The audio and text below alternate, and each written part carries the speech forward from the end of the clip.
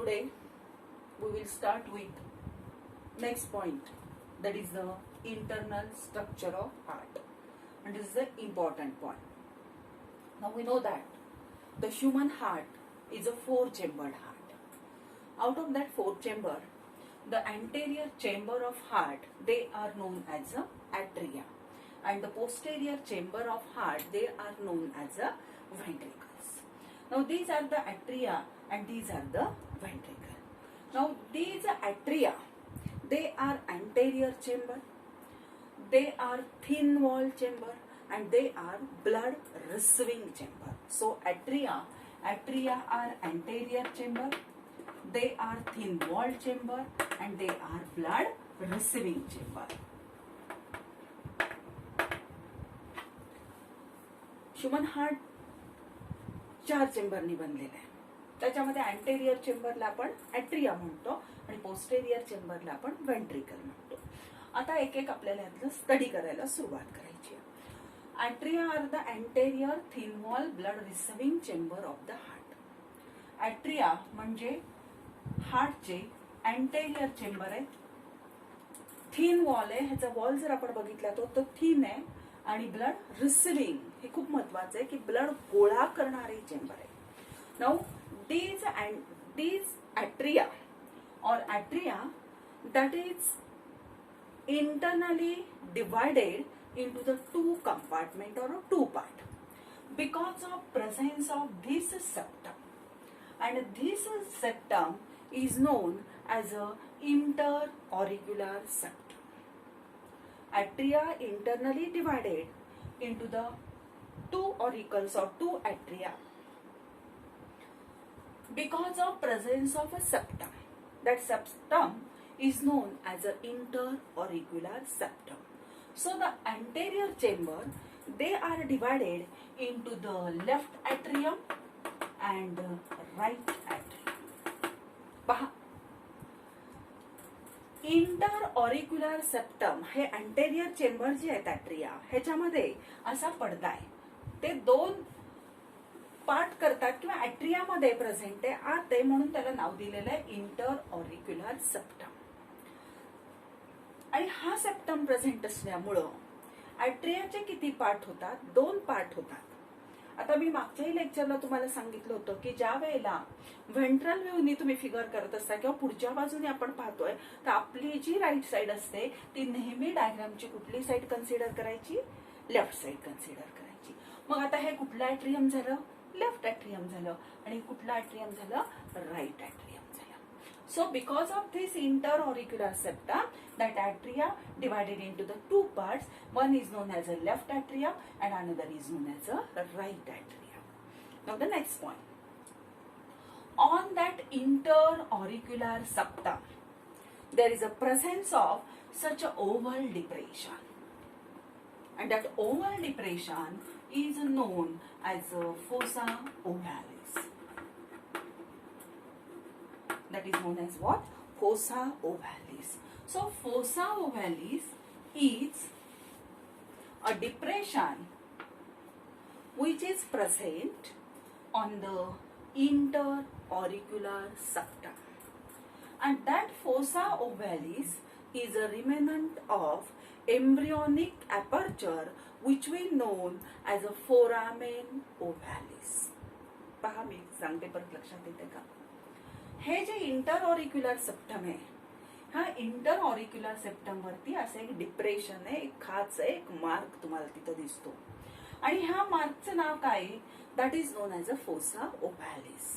आणि काय इंडिकेट करतो की एम्ब्रिओनिक कंडिशन, एम्ब्रिओ जेव्हा असतो तर त्यावेळेला हा जो इंटरऑरिक्युलर सेप्टम आहे हा पूर्ण तयार झालेला नसतो. समजा हा वरून तयार झालेला हा असा, तर इथं एक ओपनिंग असतं. कुठे? एम्ब्रिओनिक कंडिशन मध्ये, एम्ब्रिओ मध्ये. मग हे जे ओपनिंग आहे त्या ओपनिंगला म्हटलं जातं फोरामेन ओव्हॅलिस. आणि मग at the time of birth हे फोरामेन ओव्हॅलिस जॉईन होतं आणि ते होतं ह्याचा मार्क तिथे प्रेझेंट असतो, ज्याला आपण फोसा ओव्हॅलिस असं म्हणतो. मग फोसा ओव्हॅलिस हे एक डिप्रेशन आहे की जे प्रेझेंट आहे इंटरऑरिक्युलर सेप्टम वरती. आणि ते कशाचं रिमेनंट आहे? तर it is a remnant of embryonic aperture, that is foramen ovalis. ह्याच्याशी एक रिलेटेड डिसीज पण आहे. At the time of parturition किंवा at the time of birth मी तुम्हाला सांगितलं की हा फक्त मार्क राहतो, तिथं काही हे ओपनिंग राहत नाही, क्लोज झालेलं असतं ते. जर ओपनिंग राहिलं असतं तर इंटरमिक्सिंग ऑफ ब्लड झालं असतं, पण इथं हे क्लोज झाल्यामुळे इंटरमिक्सिंग ब्लडचं होत नाही. मग काही रेअर केसेसमध्ये हे फोसा ओव्हॅलिस तयार होत नाही, तर तिथे आहे असं हे ओपनिंग राहतं. आणि हे जर ओपनिंग तिथं राहिलं तर राईट व्हेंट्रिकल मध्ये असणारं इम्प्युअर ब्लड लेफ्ट व्हेंट्रिकल मध्ये असणाऱ्या प्युअर ब्लड बरोबर इंटरमिक्स होतं. आणि ती हार्टची एक डिसऑर्डर आहे की ज्या डिसऑर्डरला ब्लू बेबीज असं नाव दिलेलं आहे. ब्लू बेबीज या शब्दाचा अर्थ काय की त्यांच्यामध्ये intermixing of pure and impure blood, because there is a presence of opening on the inter auricular septum. Blue babies म्हणजे बेबीज ब्लू नाही आहेत, तर त्यांच्यामध्ये जे ब्लड आहे ह्या ब्लडचा बऱ्यापैकी कलर कसा येतो, ब्लूइश येतो, कारण ते डीऑक्सिजनेटेड आहे म्हणून ब्लूइश असतो असं तिथं म्हटलं गेलेलं आहे. ही एक डिसऑर्डर लक्षात ठेवा. आता हे माहित झाल्यानंतर we know that the right atrium and left atrium are there now. Now the right atrium is receives which type of blood? As it is a receiving chamber, it receives impure blood. Now it receives the impure blood via this superior vena cava, this inferior vena cava, and this structure known as a coronary sinus. So this is the superior vena cava, or it is also known as a precaval. It is known as a inferior vena cava, or it is also known as a postcaval. And this structure is known as a coronary sinus. That is known as a coronary sinus. So, right atrium, as it is a receiving chamber, it receives the impure blood via superior vena cava, then this inferior vena cava, and this coronary sinus. Now, this superior vena cava, it brings impure blood from anterior portion of our body towards the heart. Similarly, inferior vena cava, it brings impure blood from posterior part of a body and pour it into the right atrium. And this coronary sinus, we know the coronary sinus means the coronary veins which collect the deoxygenated blood from the heart wall. They come together and form the coronary sinus. And such a coronary sinus, it also get open into the right atrium. पहा लक्षात येत आहे का? Right atrium हा गोळा, ॲट्रिया म्हटलं की गोळा करणार आहे चेंबर. कुठला रक्त गोळा करतो right atrium? Impure blood, deoxygenated blood. मग डिऑक्सिजनेटेड ब्लड बॉडीच्या वरच्या पोर्शन पासून, डिऑक्सिजनेटेड ब्लड बॉडीच्या खालच्या पोर्शन पासून. मग वरच्या पोर्शन पासून तो कुठल्या ह्याच्या ब्रांच मार्फत आणतो, तिला म्हणतात प्रीकॅव्हल किंवा सुपेरियर व्हिना, किंवा सुपेरियर म्हणजे वरून आली म्हणून. दुसरं इन्फेरियर व्हिना केवा, पोस्टेरियर साइडने ब्लड घेऊन आली आहे म्हणून तिला इन्फेरियर व्हिना केवा म्हटलेलं आहे. आणि तिसरं हार्टच्या वॉल पासून पण इम्प्युअर ब्लड कलेक्ट केलं जातं आणि राईट ॲट्रियम मध्ये टाकलं जातं. ते कशाच्या साह्याने? तर कोरोनरी सायनसच्या साह्याने. असं पूर्ण बॉडीमध्ये असणारं अशुद्ध रक्त हे फक्त आणि फक्त राईट ॲट्रियम मध्येच गोळा केलं जातं. आता पुढचा पॉइंट पहा. Now this postcaval, opening of this postcaval inside the right atrium, such a opening is guarded by a wall. That opening is guarded by the wall, and that wall, or the name of that wall, is known as a Eustachian wall. काय म्हणतात त्याला? Eustachian wall. Opening of this postcaval or inferior vena cava in the right atrium, it is guarded by a wall, and that wall is known as a Eustachian wall. Similarly, the opening of coronary sinus, it is also guarded by a wall, and that wall is known as a Thebesian wall. पहा, लक्षात येते का? आता ही दोन opening वॉलनी का guard केलेली आहेत किंवा क्लोज केलेली आहेत? पहा, सुपेरियर विना केवा मात्र तिचं जे ओपनिंग आहे ते विदाउट वॉल आहे. इन्फेरियर विना केवाला मात्र तिथं काय वॉल प्रेझेंट आहे.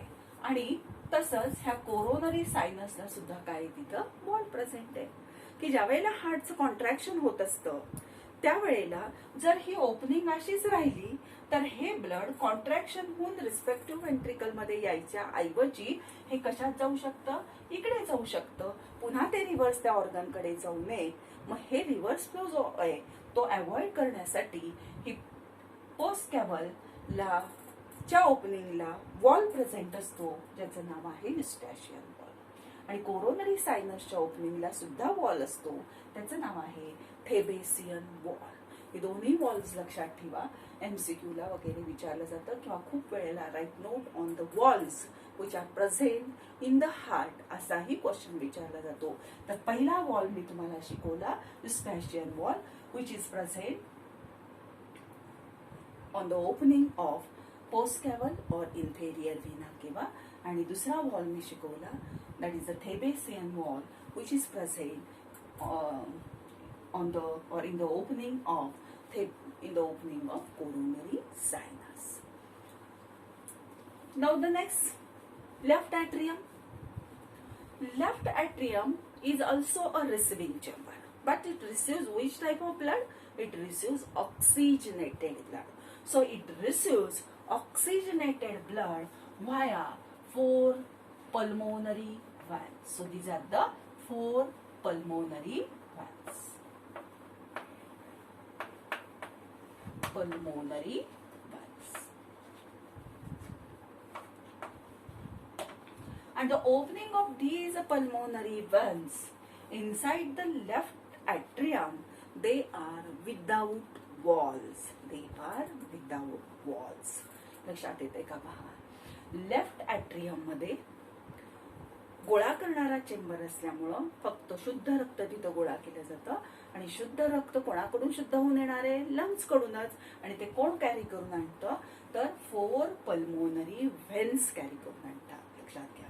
आणि ह्या 4 पल्मोनरी व्हेन्स म्हणजे 2 पेअर झाल्या. 1 pair from right lung and 1 pair from left lung. अशा पद्धतीनं this left atrium receives the pure blood, and the opening of that pulmonary veins inside the left atrium, they are without walls. लक्षात येते का? पहा, मी परत एकदा ऍट्रिया बद्दल सांगते. ऍट्रिया म्हणजे अँटेरियर चेंबर मी तुम्हाला सांगितलं. थिन वॉल असणारे ब्लड रिसिव्हिंग चेंबर आहेत म्हणून सांगितलं. ब्लड रिसिव्ह करणारे चेंबर आहेत. असे हे चेंबर इंटरऑरिक्युलर सेप्टम प्रेझेंट असल्यामुळं 2 पार्ट मध्ये डिवाइड होत आहेत. राईट साइडच्या पार्टला आपण राईट ऍट्रियम म्हणतो आणि लेफ्ट साइडच्या पार्टला आपण लेफ्ट ऍट्रियम म्हणतो. आता हा जो इंटरऑरिक्युलर सेप्टम आहे, ह्या इंटरऑरिक्युलर सेप्टम वरती एक ओव्हल डिप्रेशन प्रेझेंट असतं. ह्या डिप्रेशनला आपण म्हणतो फोसा ओव्हॅलिस. आणि फोसा ओव्हॅलिस हे काय आहे? तर हे रिमेनंट आहे. कशाचं रिमेनंट आहे? तर embryonic aperture which we known as a foramen ovalis. Foramen म्हणजे ओपनिंग, की त्या ओव्हॅलिसचं तिथं आधी ओपनिंग होतं आणि नंतर त्याच्यापासून काय तयार झाला? फोसा ओव्हॅलिस तयार झाला. ह्याच्याशी रिलेटेड असणारा एक डिसीज पण मी सांगितला की काही मुलांच्या मध्ये हे क्लोज होत नाही, मग त्यांच्यामध्ये intermixing of pure and impure blood असतं, म्हणून त्या डिसऑर्डरला म्हटलं जातं ब्लू बेबीज. पुढचा पॉइंट आपण पाहिला तो म्हणजे राईट ऍट्रियम बद्दल. राईट ऍट्रियम हे अशुद्ध रक्त गोळा करणारा चेंबर आहे. मग तो कोणाकोणापासून अशुद्ध रक्त कॅरी करतो? तर एक म्हणजे सुपेरियर व्हिना केवा, की जी अँटेरियर साईडचं ब्लड गोळा करून आणून ह्याच्यात पोअर करते. दुसरं म्हणजे इन्फेरियर व्हिना केवा, ते पण अशुद्ध रक्त पायापासून आणून हार्टच्या राईट ऍट्रियम मध्ये आणून टाकते. आणि कोरोनरी सायनस हे पण हार्ट वॉल पासून निघालेलं इम्प्युअर ब्लड राईट ऍट्रियम मध्ये आणून पोअर करतं. आता इथं मी सांगितलं की हे जे ओपनिंग आहे ह्या पोस्ट कॅव्हलचं राईट ऍट्रियम मध्ये, ह्या ओपनिंगला वॉल्स प्रेझेंट आहे. आणि हा जो वॉल आहे त्या वॉलचं नाव आपण पाहिलं इस्टॅशियन वॉल. आणि तसंच कोरोनरी सायनस जे आहे त्याच्या पण ओपनिंग मध्ये वॉल प्रेझेंट आहे आणि तो जो वॉल आहे त्याचं नाव आहे थेबेसियन वॉल. आणि प्री कॅव्हल किंवा सुपेरियर व्हिना केव्हाचं जे काय ओपनिंग असतं दॅट इज विदाउट वॉल, हे लक्षात ठेवा. त्याच्यानंतर पुढचा पॉईंट मी लेफ्ट ॲट्रियम बद्दलचा सांगितला. आणि लेफ्ट ॲट्रियम बद्दल मी तुम्हाला सांगितलं की लेफ्ट ॲट्रियम हा चेंबर रक्त गोळा करणाराच आहे, पण तो शुद्ध रक्त गोळा करतो. आणि हा शुद्ध रक्त कोणापासून गोळा करतो तर 4 पल्मोनरी व्हेन्स. प्रत्येक लंगपासून 2 पल्मोनरी व्हेन्स ह्या शुद्ध रक्त घेऊन येतात आणि त्या कशात ओपन होतात तर लेफ्ट ॲट्रियम मध्ये ओपन होतात. आणि ह्या ज्या 4 पल्मोनरी व्हेन्स ह्याच्यामध्ये ओपनिंग आहे that opening is without wall. तिथे कुठेही वॉल असत नाही. लक्षात आलं? हे ॲट्रियाचे काही पॉईंट. आणखी पुढचा एक पॉईंट बघा ॲट्रियमचा. Now these atria means right atrium opens into right ventricle and left atrium opens into the left ventricle, means both these atria they opens into the respective ventricle via a opening, and that opening इथं ते opening आहे आणि that opening is known as a atrioventricular aperture. बघा, right atrium opens into the right ventricle, left atrium opens into the left ventricle, or simply atria opens into the ventricles, respective ventricles by a opening, and that openings are known as a atrioventricular opening. Now the opening which is present towards the right side of our heart, that opening is guarded by a wall, and that wall is known as a tricuspid wall. Tricuspid wall. पहा लक्षात येते का? दोन्ही ॲट्रिया respective ventricle मध्ये open होत आहेत. दोन्ही open होत असताना तिथं ओपनिंग असणारच आहे. त्या ओपनिंगचं नाव काय दोघांचंही? ॲट्रिओव्हेंट्रिक्युलर ओपनिंग और ॲपर्चर, दोन्हीकडे.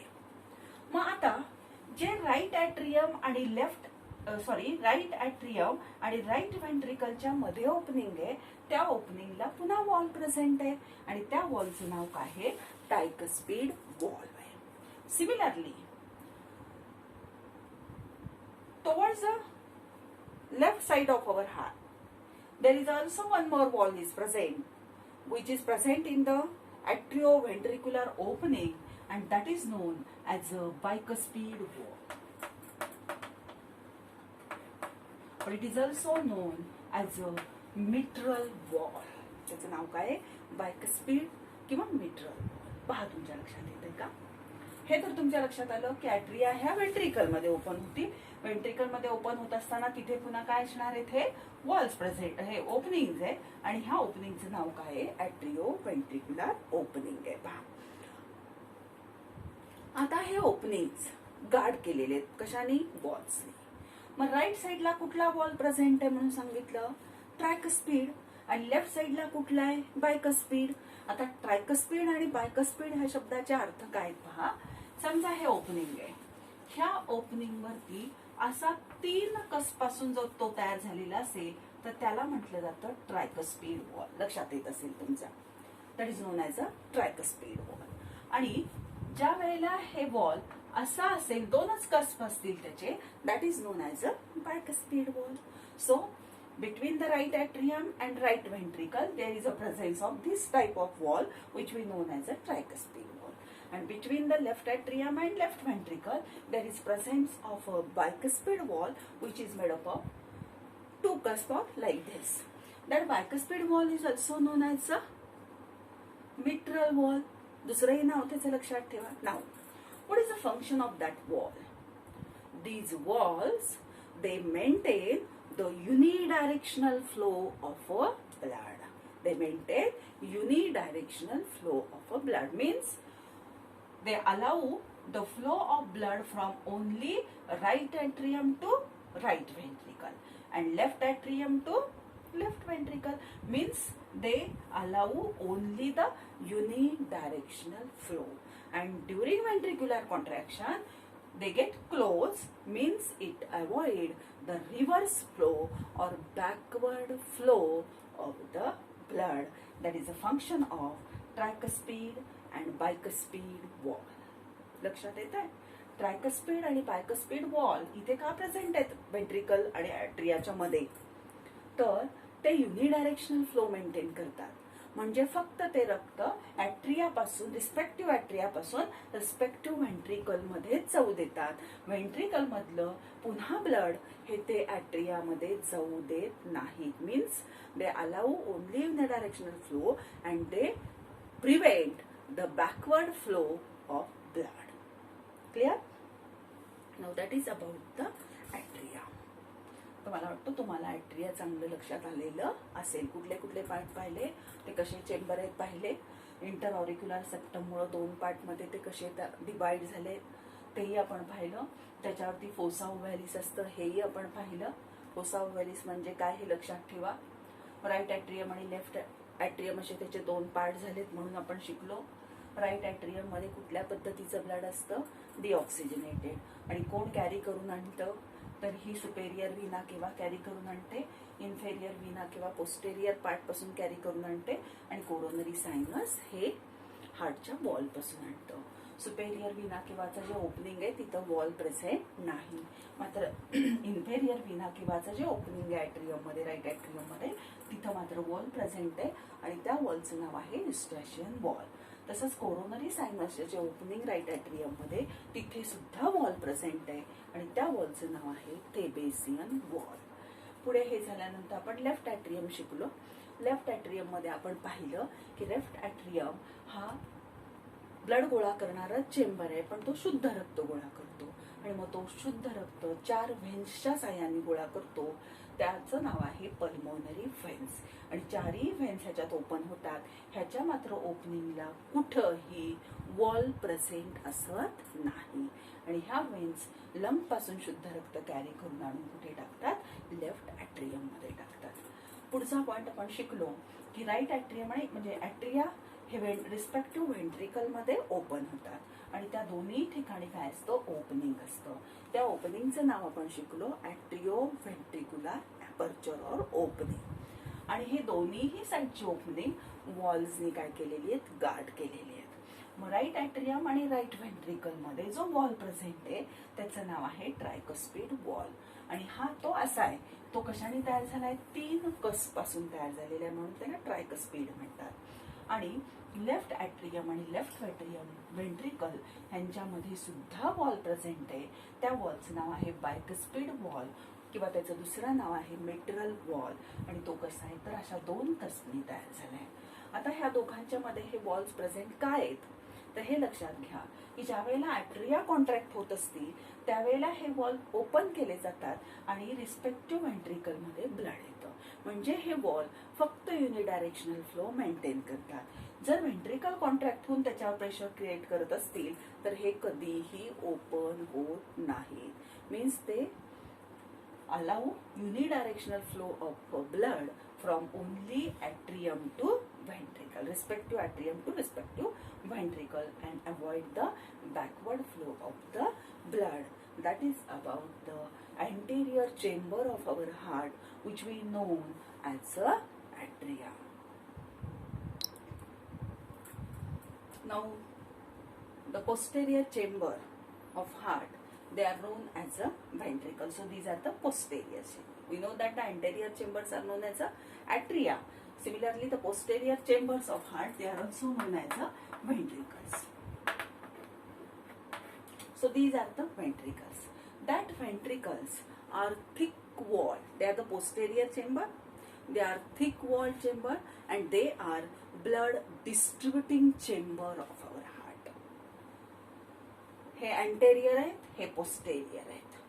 हे थिन वॉल आहेत, हे थिक वॉल आहेत. हे ब्लड रिसिव्हिंग चेंबर आहे, हे ब्लड डिस्ट्रीब्यूट करणारे चेंबर आहेत. हे लक्षात ठेवा. So ventricles are the posterior chamber, they are thick wall chamber and they are blood distributing chamber of our heart. Now, because of presence of this septum like that of the interauricular septum. One more septum is present in between that ventricle or in the ventricle, and because of presence of such a septum, the ventricle, they are divided into the two parts like that of the atria. Now that septum is known as a interventricular septum, and so the ventricles, they are divided into the right ventricle and this is known as a left ventricle. जसं आपण ॲट्रियामध्ये पाहिलं की ॲट्रियामध्ये इंटरऑरिक्युलर septum आहे, तसं व्हेंट्रिकलमध्ये सुद्धा internally septum present असतो आणि हा जो सेप्टम आहे ह्याचं नाव आहे इंटर व्हेंट्रिक्युलर सेप्टम, की ज्याच्यामुळे व्हेंट्रिकल हे दोन कंपार्टमेंटमध्ये डिवाइड झाले. राईट साईडच्या पार्टला आपण म्हणतो राईट व्हेंट्रिकल आणि लेफ्ट साईडच्या पार्टला आपण काय म्हणतो, लेफ्ट व्हेंट्रिकल असं आपण म्हणतो. आता आणखीन एक गोष्ट इथे लक्षात ठेवा की the wall of that left ventricle, that is more thicker, that is a 3 times more thicker than that of the right ventricle. मी काय म्हणते लक्षात येते का पहा. No doubt ventricles are thick wall as compared to atria, but out of these both ventricle, the left ventricle is a 3 times more thicker than the right one. Why? Give the reason. विचारलं जातं इथं, reason सांगा म्हणतात. The wall of left ventricle is more thicker than the right one. So as this is the left ventricle, it receives मी का म्हटले पहा, it receives oxygenated blood from left atrium. Left atrium मधून हा काय गोळा करणार आहे, ऑक्सिजनेटेड ब्लड गोळा करणार आहे. So this ventricle, it distribute oxygenated blood to the body part as it is a distributing chamber to the every cell of our body. Now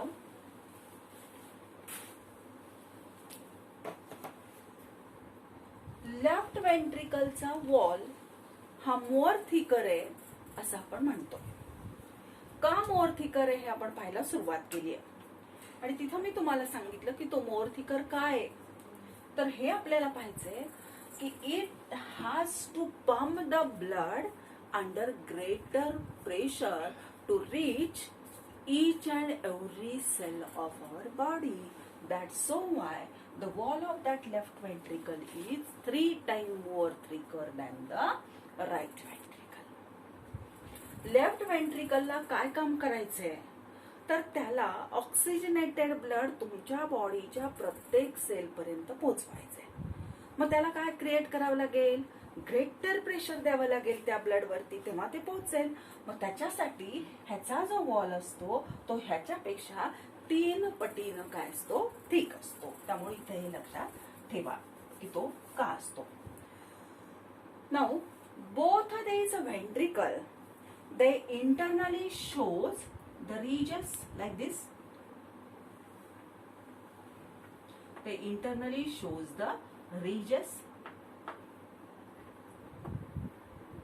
and the regions which are present in the both ventricle, they divide the ventricle into the small pockets or the fissures. Now these regions which are present inside our ventricle, that regions are known as columni carni. That are known as what? Columni carni, or they are also known as trabeculae carni. Now inside this ventricle also the inelastic thread-like structure or fibers are present, and that thread-like fibers which are present inside that ventricle like this, that fibers are known as chordae tendineae. They are known as what? They are known as chordae tendineae.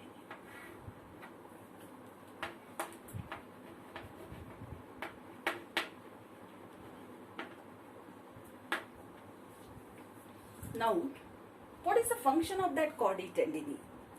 That the chordae tendineae, they join the tricuspid and bicuspid wall to the wall of ventricle, actually to the papillary muscles which are present in the wall, WALL, wall of the ventricle.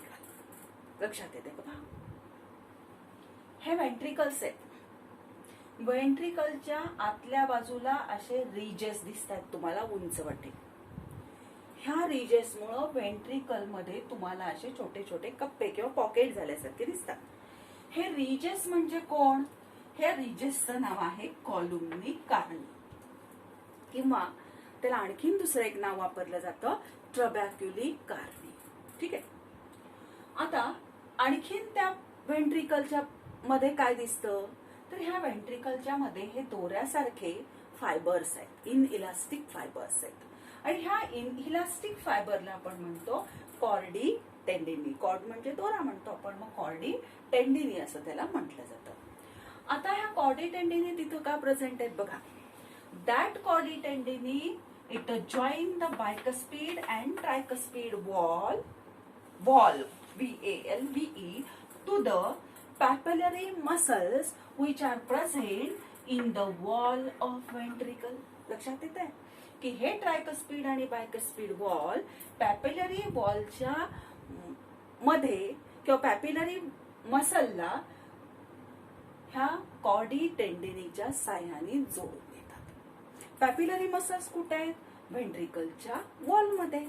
आणि कॉर्डी टेंडिनी काय करतायत? ट्रायकस्पीड आणि बायकस्पीड वॉलला त्या पॅपिलरी मसलला काय करतायत? जोडून देतात. आणि हे जॉईनिंग कशासाठी असतं? तर it maintain the opening and closing of the tricuspid and bicuspid valve. ते काय काम करतात? They maintain the opening and closing of this tricuspid and bicuspid valve. लक्षात आलं? तर पुढचा पॉइंट पहा. Now from the right ventricle, pulmonary aorta originate like this. From right ventricle, pulmonary aorta originate, then it bifurcate like this.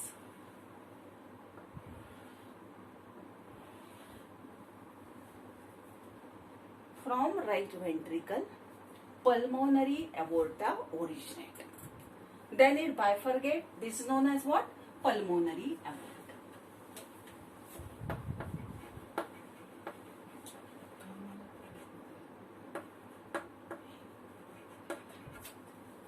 That is known as a pulmonary aorta. This pulmonary aorta then bifurcate into the right pulmonary artery and left pulmonary artery. Now, this right ventricle, it distribute impure blood. So via this pulmonary aorta, it goes towards the lung for oxygenation. Right ventricle पासून एक अवोर्टा निघतो, त्याला आपण pulmonary अवोर्टा म्हणतो. हा heart मधून बाहेर पडल्यानंतर दोन ब्रांचेस मध्ये बायफर्गेट होतो. राइट साइडला ब्रांचला आपण राइट पल्मोनरी आर्टरी म्हणतो आणि लेफ्ट साइडच्या राइट पल्मोनरी आर्टरी आणि लेफ्ट साइडच्या ब्रांचला आपण लेफ्ट पल्मोनरी आर्टरी म्हणतो, की ज्या दोन्ही ब्रांचेस लंगला जातात आणि डिऑक्सिजनेटेड ब्लड ह्या राइट वेंट्रिकल पासून घेऊन त्या जातात. Similarly from left ventricle one more aorta arises, and that aorta is known as a systemic aorta. That is known as what? That is known as a systemic aorta, like this.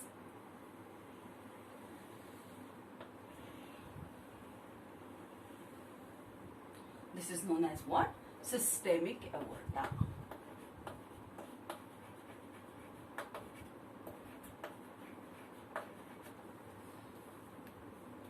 Left ventricle पासून जो aorta निघतो तो कुठला aorta असतो? Systemic अवोर्टा.